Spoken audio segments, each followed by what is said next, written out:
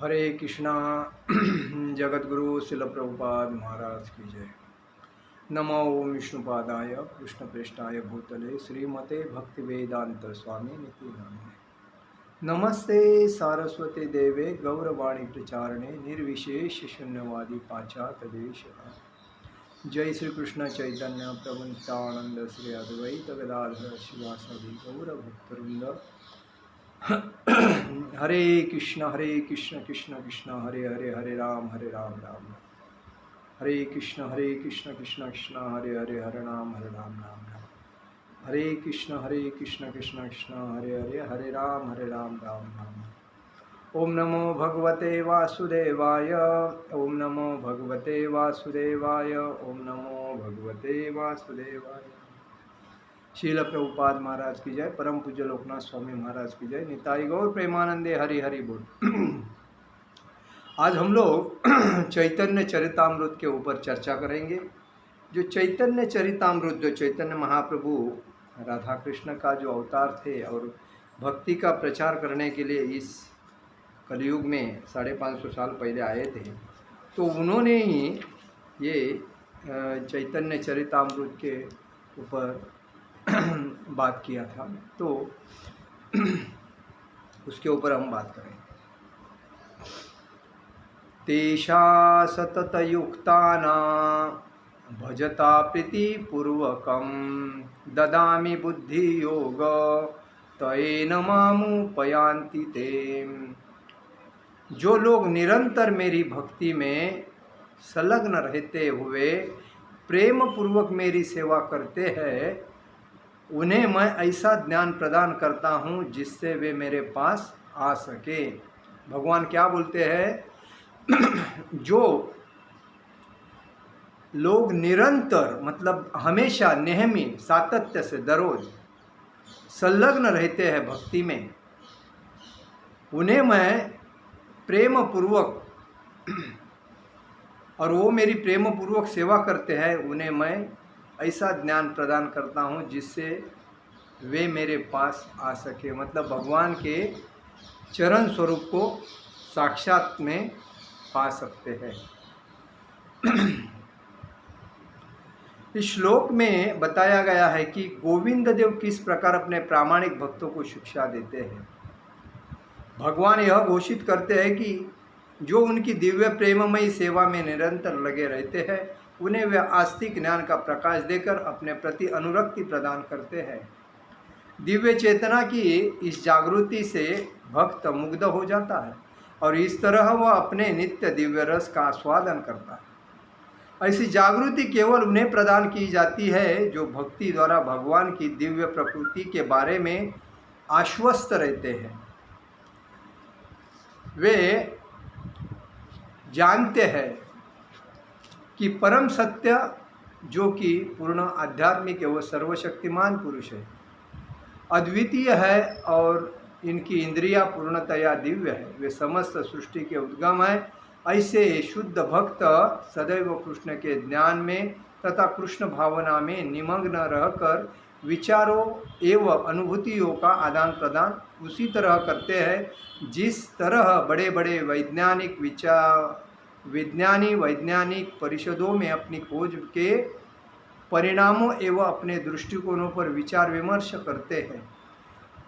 कृष्ण के विषय में इस प्रकार के विचार विनिमयों से भगवान को प्रसन्नता होती है और अतः भक्तों को समस्त ज्ञान प्रदान करने का अनुग्रह इसीलिए वह भगवान करते हैं। यथा ब्रह्मणे भगवान स्व यमुपदिशानुभावितवान। पूर्ण पुरुषोत्तम भगवान ने ब्रह्मा को शिक्षा दी और उन्हें स्वरूप सिद्धि बनाया।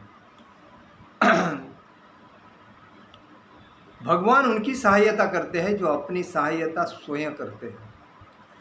दिव्य क्षेत्र में भी लागू होती है। प्रामाणिक शास्त्रों में ऐसे अनेक उदाहरण भरे पड़े हैं कि जिनमें भगवान भीतर से गुरु के रूप में कार्य करते हैं और उन्होंने ही इस विराट सृष्टि के प्रथम जीव ब्रह्मा को गुरु के रूप में शिक्षा दी थी। जब ब्रह्मा जी सबसे पहले उत्पन्न हुए तो वे विराट सृष्टि का निर्माण करने में अपनी सृजनात्मक शक्ति का उपयोग नहीं कर सके।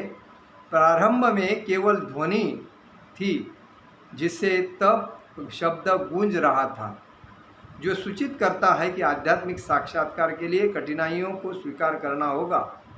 आध्यात्मिक साक्षात्कार के लिए मनुष्य को सारे इंद्रिय भोगों से विरत होके सभी प्रकार के कष्टों को अपनी इच्छा से स्वीकार करना चाहिए। तपस्या कहलाती है इंद्रियों का भोक्ता कभी भी ईश्वरस्व का आस्तिक विज्ञान की अनुभूति प्राप्त नहीं कर सकता। मतलब इंद्रियों का जो भोक्ता है, जो इंद्रियों अपनी जो इंद्रिया है वो हर जगह पे कुछ ना कुछ अपेक्षा करते हैं, ऐसा भोक्ता भक्ति में अनुभूति प्राप्त नहीं कर सकता। और इसीलिए भगवान कहते हैं उसके लिए तपस्या करना महत्व है।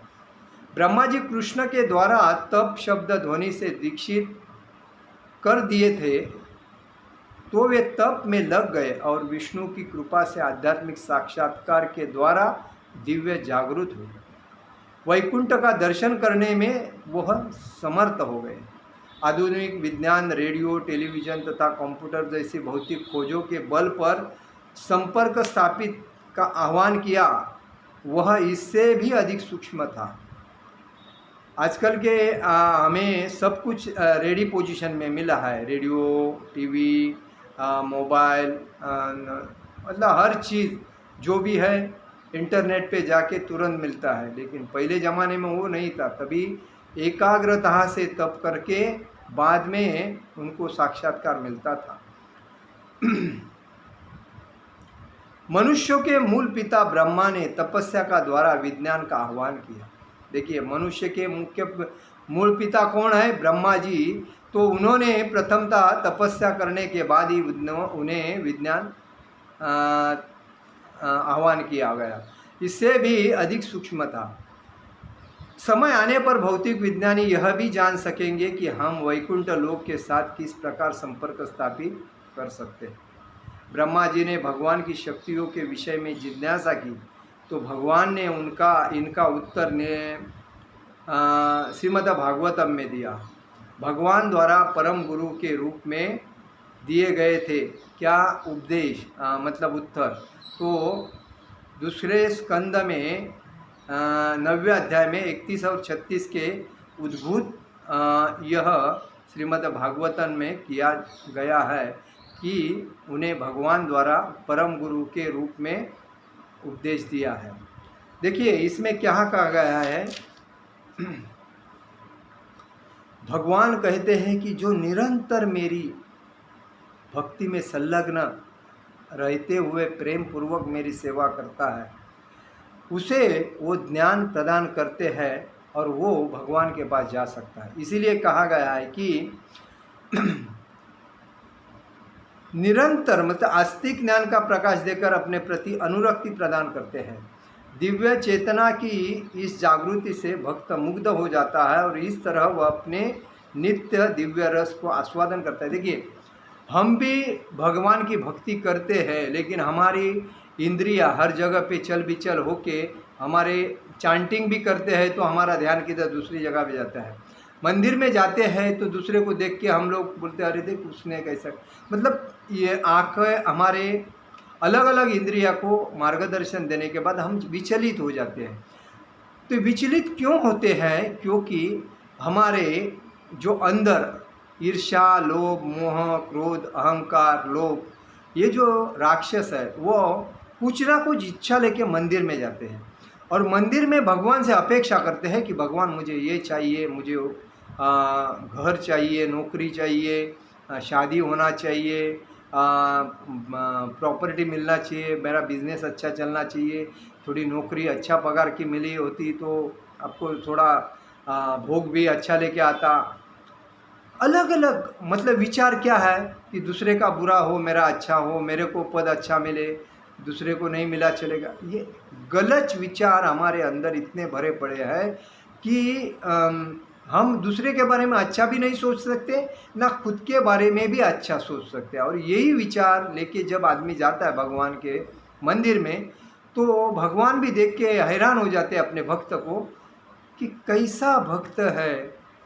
भगवान यही कहते हैं कि जो भक्त मेरे पास क्या कहते हैं, निरंतर मेरी भक्ति में संलग्न रह के प्रेम पूर्वक मेरी सेवा करता है। प्रेम पूर्वक, प्रेम पूर्वक मतलब कुछ कोई चीज़ की अपेक्षा नहीं, विदाउट अपेक्षा सेवा का भाव मन में रख के, भावना क्या है, मुझे सेवा भक्ति करना है, ये भाव जो है वो भगवान अपेक्षित करते हैं। भक्त का भाव क्या है वो भगवान को चाहिए। बाकी भगवान को सब मालूम है, भगवान किसी की भी इच्छा अतृप्त नहीं करते, तृप्त करके उसको भेजते हैं। आज नहीं तो कल उसका काम कर देते हैं, लेकिन भगवान उसको जानते हैं तुरंत, ये क्यों आया है, किसके लिए आया है और क्या अपेक्षा है, सब जानते हैं। क्योंकि वह सबके हृदय के अंदर उनका वास्तव है और सबके पिता है, वो सब जानते हैं। लेकिन हमारा फर्ज क्या होता है, भगवान ने हमें सब कुछ दिया है तो हमें अपेक्षा करने की कोई ज़रूरत नहीं है। हम अगर भगवान की एकनिष्ठ भाव से, प्रेम पूर्वक भाव से अगर सेवा करते हैं तो भगवान अपनी इच्छा जो भी है वो ऑटोमेटिक पूर्ण करेंगे, उसके लिए मांगने की कोई ज़रूरत नहीं। खाली तुम्हारा भाव सेवा का होना चाहिए, उसमें कोई व्यत्यय नहीं होना चाहिए। इसलिए भगवान कहते हैं कि आस्तिक ज्ञान का प्रकाश देकर अपने प्रति अनुरक्ति प्रदान करते हैं। दिव्य चेतना की इस जागृति से भक्त मुग्ध हो जाता है और इस तरह वह अपने नित्य दिव्य रस का आस्वादन करता है।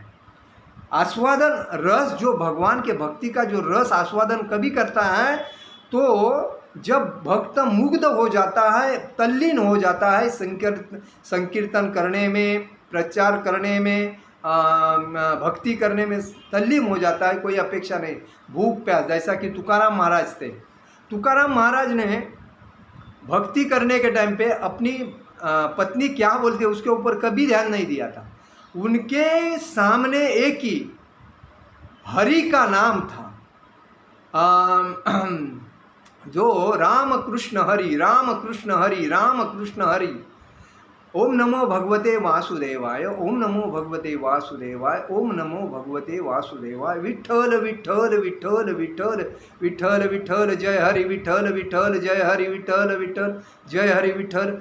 ये जो मंत्र उसके मुंह में था, और वो कोई ना बच्चे को देखता था, ना बीवी को देखता था, ना घर में सामान है क्या नहीं देखता था, ना बीवी के पास पैसा है क्या नहीं देखता, कुछ नहीं देखता था। खाली भक्ति में तल्लीन होता था। और वो ऐसा भक्त जब भगवान की भक्ति में प्रेम पूर्वक तल्लीन हो जाता है, तभी उसको भगवान ने विमान भेजा था जो वैकुंठ लेके जाने के लिए। यह हकीकत है महाराष्ट्र की। ये तो इसीलिए हमें क्या करना चाहिए, हमें भक्ति में तल्लीन होके करना चाहिए। कि भौतिक संसार में हम तल्लीन हैं क्योंकि कुछ का पगार अच्छा मिल रहा है, कार लेना चाहिए, घर लेना चाहिए। ये घर है फिर भी और एक चाहिए, और दो है और भी एक चाहिए, दो तीन है फिर भी और एक चाहिए। ये जो लालच है, वो लालच हमें बर्बाद कर रही है। ना भक्ति करने, हम चांटिंग करते हैं हरे कृष्णा कृष्णा कृष्णा हरे हरे, हरे राम राम राम हरे हरे। ध्यान हमारा उधर है, लेकिन दिखावा हमारा इधर है। खाली लोगों को दिखा रहे हम भी कृष्ण भक्त है, हम भी भगवान की भक्ति करते हैं, लेकिन हमारा ध्यान किधर है, बदना बिजनेस के ऊपर। इसको इतना पैसा देना है, उसका मेरे से उसका इतना पैसा मेरे पास आना है। ये फालतू चीज़ जो हमें कुछ काम की नहीं है। माया का मतलब जो नहीं है उसके पीछे हम दिन रात पड़े हैं। तो इसको लंबा करके भक्ति, प्रेम पूर्वक भक्ति करेंगे। तुकाराम की जैसी तुकाराम महाराज जो थे वो ऐसी भक्ति करते थे, इसीलिए वैकुंठ से उनको विमान लेके जाने के लिए आया और वो वैकुंठ में चला गए। उनकी पत्नी वैसी ही रह गई क्योंकि वो माया की लोभी थी और वो माया के पीछे पड़ी रहती थी और उसको त्रस्त करती थी। आजकल की और पत्नियां भी ऐसी है कि पति को चैन से जीने नहीं देती है, और वो दिन भर गधे के जैसा काम करता है। किसके लिए करता है वो उसको भी मालूम नहीं, लेकिन सर पे बोझ लेके दिन भर काम करता है, लेकिन पेट ही नहीं भरता है। सब कुछ मिलने के बाद भी इनका पेट खाली रहता है। मतलब कितना बड़ा पेट है, समझ जाओ।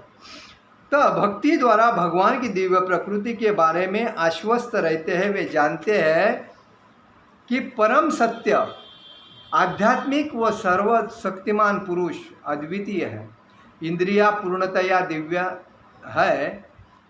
सृष्टि के उद्गम में शुद्ध भक्त सदैव कृष्ण के ज्ञान तथा कृष्ण भावना में निमग्न रहकर विचारों व अनुभूतियों का आदान प्रदान करता है। देखिए, एक कंपनी वाला जब आदमी रहता है तो अपने कंपनी की मार्केटिंग कैसा करता है कि हर दुकान पे जाके मेरा माल इतना अच्छा है, आपको इतना प्रॉफिट मिलेगा, आपको इतना डिस्काउंट मिलेगा, बाद में बेचने के बाद आपको इतना बोनस मिलेगा, और इसमें इतना डिस्काउंट है, इसमें इसके साथ इतना फ्री है, बोलता है कि नहीं? क्योंकि वो मार्केटिंग कर रहा है।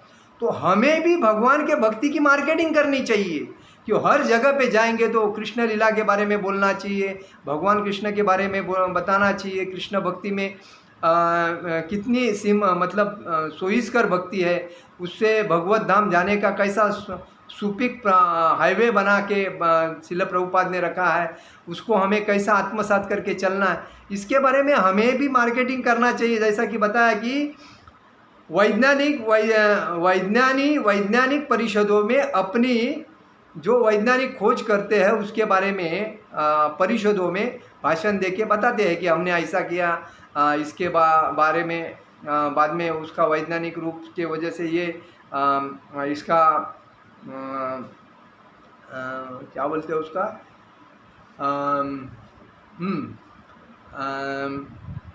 जो भी है, तो वैज्ञानिक कैसे परिषदों में जब मीटिंग में बोलते हैं और उसके बारे में जानकारी देते हैं, वैसा हमें भी भगवान कृष्ण के भक्ति के बारे में जानकारी देके भक्त ज़्यादा बनाना जरूरी है। तभी हमें भगवान को प्रसन्नता होती है और ऐसे भक्तों को समस्त ज्ञान प्रदान करने का भगवान अनुग्रह करते हैं। दूसरी बात यह है कि भगवान सभी के मनुष्य प्राणी, या देखिए ब्रह्मा से लेकर कीटित तक सबके हृदय में अंश के रूप में भगवान वास्तव करते हैं और उसको ज्ञान प्रदान करते हैं। तो ये ज्ञान जब प्रदान करते हैं तभी वो हमें शिक्षा गुरु बनते हैं। तो प्रामाणिक शास्त्रों में ऐसे अनेक उदाहरण भरे पड़े हैं कि भगवान भीतर के गुरु के रूप में कार्य करते हैं, हर व्यक्ति के भीतर के रूप में कार्य करते हैं। ब्रह्मा को गुरु के रूप में शिक्षा भगवान ने ही दी थी, क्योंकि जब तप में करने लगे थे उसको आवाज़ नहीं था, तभी उन्होंने शिक्षा दी। ब्रह्मा जी सबसे पहले उत्पन्न हुए तो वे विराट सृष्टि का निर्माण करने में अपनी सृजनात्मक शक्ति का उपयोग नहीं कर सके। मतलब ये सृष्टि का जो निर्माण किया था ब्रह्मा ने, तभी उनको सृजनात्मक शक्ति का उपयोग नहीं हो रहा था। तभी भगवान ने प्रारंभ में केवल ध्वनि थी, खाली आवाज़ था। उसके बाद में तप में शब्द गूंज रहा था। तो जो सूचित करता है कि आध्यात्मिक साक्षात्कार के लिए कठिनाई को स्वीकार करना होगा। देखिए, भक्ति में जब आदमी आता है ना तो उसको नुकसान होता है, तभी वो बोलता है यार मैं भक्ति में आने के बाद देखो मेरा वो नुकसान हो गया, मेरे को भक्ति नहीं चाहिए, मेरा नुकसान हो रहा है। अरे बाबा, ये तुम्हारी परीक्षा है।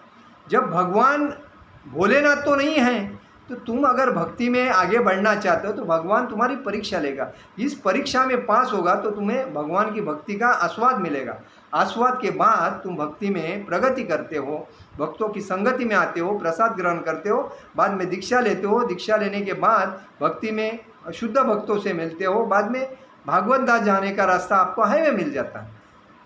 तो ये जो साक्षात्कार, ये आध्यात्मिक साक्षात्कार के लिए जो कठिनाई जो होती है, उसके लिए आदमी ने सहन करने की शक्ति अपने में रखनी चाहिए, तभी भक्ति आपको मिलेगी, नहीं तो भक्ति मिलेगी नहीं। भगवान ब्रह्मा जी को करना पड़ा तो हम क्या चीज़ है? हाँ, ऐसा बोलते हैं कि ब्रह्मा जी भगवान के प्रथम अंश है, तो उनके लिए भी कठिनाई हो तो हम किस कियत की मूली हो, बराबर। तो ऐसी बात है। तो सभी प्रकार के कष्टों को अपनी इच्छा से स्वीकार करना चाहिए। जब कष्ट मिलता है ना तो आनंद से सहन करना। आदमी को क्या आनंद मिलेगा, सुख मिलेगा तो आदमी प्रसन्न होता है, और जब कष्ट मिला, तकलीफ हुआ तो आदमी परेशान हो जाता है। लेकिन भगवान श्री कृष्ण ने, भगवान राम ने क्या किया था? वो भगवान होने के बाद भगवान कृष्ण के साथ कंस ने कितने राक्षसों को भेजा था। भगवान राम जब सृष्टि में आए तो पिताजी का शब्द लेकर जंगल में गए, वन में, तभी उनको कितने लोगों से तकलीफ होने लगी। वो भगवान थे, फिर भी उन्होंने तकलीफ सही। और आजकल के लोगों को अगर जंगल में जाओ, तपस्या करो, ऐसा बोलेगा तो जा सकता है? नहीं जाएगा, क्योंकि ताकत ही नहीं हो। लेकिन वो भगवान होने के बाद वो पिताजी के शब्द को मान के जंगल में जाके, वन में जाके 14 वर्ष वनवास किए अपने पत्नी के साथ। लेकिन आजकल के व्यक्ति अपने माता पिता का ख्याल ही नहीं करते हैं। तो यही बात है कि तपस्या कहलाती है। कभी तो जो कष्टों को अपनी इच्छा से स्वीकार करना चाहिए, तभी तपस्या कहलाती है। कष्ट जब होते हैं ना, तो आदमी को सहने की ताकत होनी चाहिए। दुख, रोना धोना, मेरा इतना नुकसान होगा, मैं इतना, ये बोलना नहीं। जो होता है वो अच्छे के लिए होता है, ये समझ के भक्ति में, और भक्ति जोर से करना चाहिए। जब नुकसान होता है, कोई कठिनाई आती है, कोई तकलीफ देता है, कोई अपना निंदा करता है, कोई जानबूझ के तकलीफ दे रहा है, तो हमें चांटिंग के ऊपर ज़्यादा ध्यान देना चाहिए।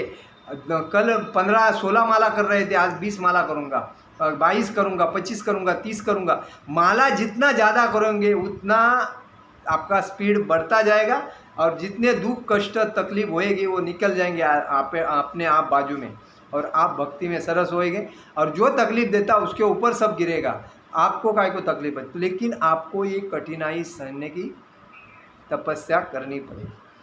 अनुभूति प्राप्त कर सकता है, मतलब जब इंद्रियों का भोक्ता कभी भी ईश्वरत्व या आस्तिक विज्ञान की अनुभूति प्राप्त नहीं। देखिए, हमारी इंद्रिया जो है ना, चंचल है।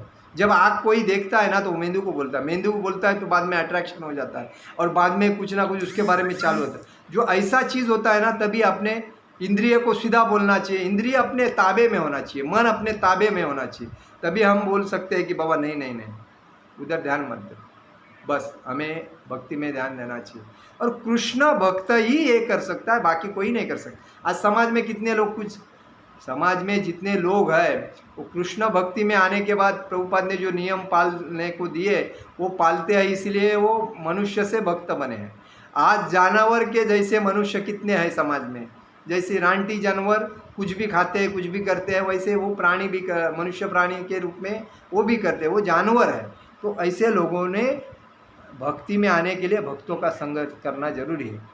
ब्रह्मा जी कृष्ण के द्वारा तप शब्द ध्वनि से दीक्षित कर दिए गए, तो वे तप में लग गए और विष्णु की कृपा से आध्यात्मिक साक्षात्कार द्वारा दिव्य जगत वैकुंठ का दर्शन करने में समर्थ हो गए। देखिए, तप करने के बाद ही अपने को आध्यात्मिक आत्म साक्षात्कार होता है। अगर तप करने की इच्छा नहीं रहेगी तो हमें आध्यात्मिक साक्षात्कार नहीं हो सकता है, और हम वैकुंठ में भी नहीं जा सकते हैं। इसीलिए हमें भक्ति करने के टाइम पे हमें एकाग्रता होना चाहिए, डिस्टर्ब करने के नहीं, बोझ के सर के ऊपर बोझ लेके चलना नहीं चाहिए, किसी का टेंशन अपने ऊपर लेना नहीं चाहिए, किसी का बोझ मतलब जवाबदारी हमारे ऊपर नहीं होना चाहिए।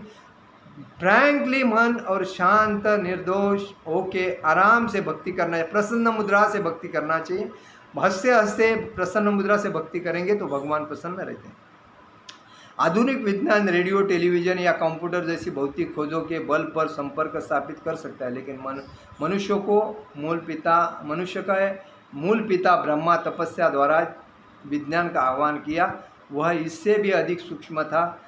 समय आने पर भौतिक विज्ञानी यह भी जान सकेंगे कि हम वैकुंठ लोक कैसे के साथ किस प्रकार संपर्क स्थापित कर सकते हैं। देखिए, हमें समाज में जो भी चीज़ की ज़रूरत थी, आज टीवी का, टेलीविज़न का, रेडियो का ज़माना कम हो गया, लेकिन मोबाइल का, इंटरनेट का ज़माना ज़्यादा आने के बाद हमें सब कुछ हाथ में ही मिलता है, हाथ में ही देखते हैं। लेकिन मोबाइल का भी हमें यूज़ करने के टाइम पे ध्यान देना चाहिए। मोबाइल पे लोग अपने पेट भरने के लिए गलत भेजते हैं कुछ ना कुछ वीडियोज़ वगैरह, तो हमें वो नहीं देखना चाहिए। हाँ, भक्ति मार्ग के ऊपर जो हमें साधु संतों की, महान व्यक्ति की और अनुभवी व्यक्ति की संगति करना चाहिए। तो उनके जो विषय के बारे में हमें साधु संत के बारे में और भक्ति के बारे में ज़्यादा आध्यात्मिकता आत्मसात करनी चाहिए, तभी हमें ज्ञान प्राप्त होगा। पहले ज़माने में रेडियो से, टेलीविज़न से लोगों को बताया जाता था, मतलब भौतिक संसार में कोई चीज़ आती है थी, लेकिन हमें भागवत धाम जाना है तो वैकुंठ लोक जाना है, तो हमें उसका जो ज्ञान है तो भक्तों से ही और भक्ति से ही मिलेगा, अन्यथा कोई चीज़ नहीं। और इसीलिए कहा गया है कि हमें वैकुंठ कैसा जाना है तो तप करके, भक्ति करके ही जा सकता है, और आगे जाके वैकुंठ कैसा जाना वो सोईस्कर, मतलब यही भक्ति है, वो सोईस्कर आपको लेके जा सकते हैं। इसका मेरा प्रवचन यही समाप्त करता हूँ। हरे कृष्ण कृष्ण कृष्ण हरे हरे, हरे राम राम राम हरे हरे। जगत गुरु शिल प्रभुपाद महाराज की जय, परम पूज्य लोकनाथ स्वामी महाराज की जय, निताई गौर प्रेमानंदे, हरि हरि बोल।